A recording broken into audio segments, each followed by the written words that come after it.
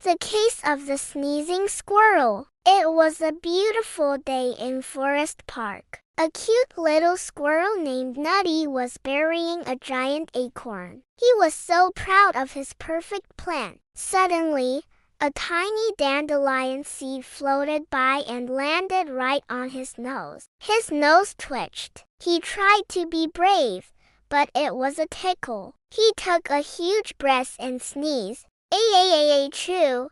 He sneezed with such force that his cheeks puffed out and the buried acorn shot straight up into the air with a pile of dirt. Nutty looked around, bewildered. Then he saw that the acorn had landed perfectly in a bird feeder hanging above him. A tiny bird peeked at it, chirping loudly. Nutty sighed dramatically. Well, at least someone's happy. The end.